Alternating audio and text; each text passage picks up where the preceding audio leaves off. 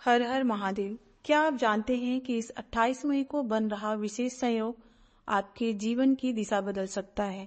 महादेव के सबसे प्रिय व्रतों में से एक प्रदोष व्रत आ रहा है। शास्त्रों में कहा गया है कि जब महादेव की शक्ति और गुरु का आशीर्वाद एक साथ मिल जाए तो असंभव भी संभव हो जाता है। यह केवल एक व्रत नहीं बल्कि आपके जीवन के शत्रुओं का नाश करने और सौभाग्य के बंद दरवाजे खोलने वाली एक दिव्य चाबी है। अगर आप भी कर्ज बाधाओं या मानसिक अशांति से मुक्ति चाहते हैं तो यह वीडियो अंत तक जरूर देखें, क्योंकि आज हम शिव साधना के उस रहस्य को खोलेंगे जो सिर्फ प्रदोष काल में ही संभव है। शुभ मुहूर्त तिथि 28 मई 2026। त्रयोदशी तिथि प्रारंभ होगी 28 मई को सुबह। प्रदोष काल शाम 7:11 से रात 9:14 तक। यह समय सूर्यास्त के अनुसार थोड़ा बदल सकता है। इस समय की गई पूजा 100 गुना अधिक फलदायी होती है। दुनिया में करोड़ों लोग मेहनत करते हैं, लेकिन कुछ ही लोग सही समय पर सही ऊर्जा का लाभ उठा पाते हैं। 28 मई गुरुवार की शाम को एक ऐसा ही कॉस्मिक विंडो खुल रहा है जिसे हम गुरु प्रदोष कहते हैं। क्या आप जानते हैं कि प्रदोष के उन 2 घंटों में महादेव स्वयं पृथ्वी पर विचरण करते हैं?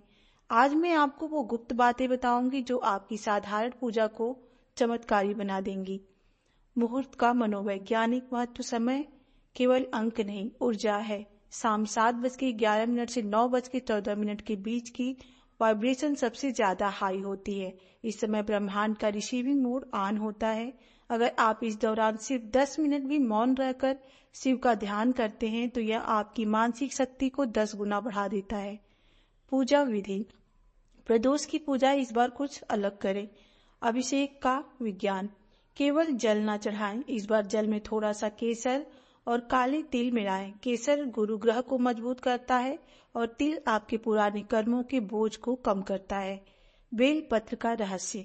बेल पत्र चढ़ाते समय उस पर चंदन से ओम लिखें, लेकिन ध्यान रहे कि बेल पत्र कटा फटा न हो। इसे अपनी अनामिका रिंग फिंगर से स्पर्श करके अर्पित करें। 3 गुप्त उपाय। अगर आपका काम बनते बनते रुक जाता है तो ये 3 चीजें अवश्य करें। हल्दी वाला दीपक। गुरुवार का प्रदोष है, इसलिए घी के दीपक में एक चुटकी हल्दी डालकर मुख्य द्वार पर रखें। यह घर की नेगेटिव एनर्जी को सोख लेता है। पीला धागा। एक छोटा पीला धागा शिव मंदिर में ले जाएं। पूजा के बाद उसे अपनी कलाई पर बांध लें। यह सुरक्षा कवच की तरह काम करेगा। मौन दान। इस दिन किसी को बिना बताए पीले फल दान करें। गुप्त दान का फल सबसे बड़ा होता है। प्रदोष व्रत की यह कथा बहुत ही भावुक और संतान सुख व पारिवारिक सुरक्षा से जुड़ी है। इसे धर्मगुप्त और इसकी माता की कथा के रूप में जाना जाता है। चलिए हम पूरी श्रद्धा के साथ इस कथा का श्रवण करें। गुरु प्रदोष कथा। क्या आपके साथ कभी ऐसा हुआ है कि सब कुछ खो जाने के बाद भी एक छोटी सी उम्मीद ने आपकी जिंदगी बदल दी? आज की कथा एक ऐसे राजकुमार की है जो अनाथ होकर सड़कों पर आ गया था, लेकिन प्रदोष व्रत की शक्ति ने उसे फिर से सिंहासन पर बैठा दिया। पुराने समय की बात है। विदर्भ देश के राजा सत्यरथ को उनके दुश्मनों ने छल से मार दिया। उनकी गर्भवती रानी अपनी जान बचाकर जंगल की ओर भाग निकली। भूख और प्यास से तड़पती रानी ने एक तालाब के किनारे एक सुंदर बालक को जन्म दिया, जिसका नाम रखा गया धर्मगुप्त। लेकिन नीति का खेल देखिए। पुत्र को जन्म देने के तुरंत बाद रानी की भी मृत्यु हो गई। वह नवजात शिशु अकेला जंगल में रो रहा था। तभी वहां से उर्मिला नाम की एक दासी गुजरी। उसने बच्चे को देखा और उसे दया आ गई, लेकिन वह गरीब थी और डरती थी कि वह एक राजकुमार का पालन पोषण कैसे करेगी। तभी वहां साक्षात माँ पार्वती एक साधारण स्त्री के रूप में प्रकट हुई और उन्होंने दासी से कहा, इस बालक को अपना लो और प्रदोष का व्रत करो, महादेव सब ठीक करेंगे। दासी उर्मिला ने उस बालक को अपना बेटा मान लिया। वह हर गुरु प्रदोष को मंदिर जाती और शिव जी की पूजा करती। धीरे धीरे धर्मगुप्त बड़ा हुआ।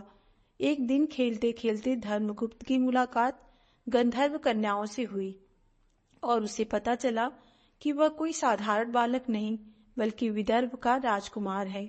महादेव की कृपा और व्रत के पुण्य से उसे एक विशाल सेना की मदद मिली। धर्मगुप्त ने अपने पिता के हत्यारों को युद्ध में पराजित किया और अपना खोया हुआ राज्य वापस पाया। उसने उस बूढ़ी दासी उर्मिला को राजमाता का सम्मान दिया। साथियों, यह कथा हमें सिखाती है कि जिसके सिर पर महादेव का हाथ हो उसे दुनिया की कोई भी ताकत अनाथ नहीं बना सकती। गुरु प्रदोष का व्रत करने से न केवल सोया हुआ भाग्य जागता है बल्कि संतान पर आने वाले हर संकट को शिवजी स्वयं हर लेते हैं।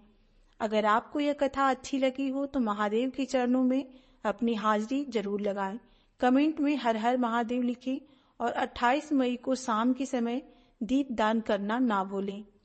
पूजा सिर्फ क्रिया नहीं, प्रार्थना है। 28 मई की शाम जब आप महादेव के सामने बैठें तो मांगे नहीं, बस शुक्रिया कहें। जो आपके पास है उसके लिए धन्यवाद दें और देखें कि कैसे चमत्कार आपके जीवन का हिस्सा बनता है। मिलते हैं अगली वीडियो में, तब तक के लिए राधे राधे। हर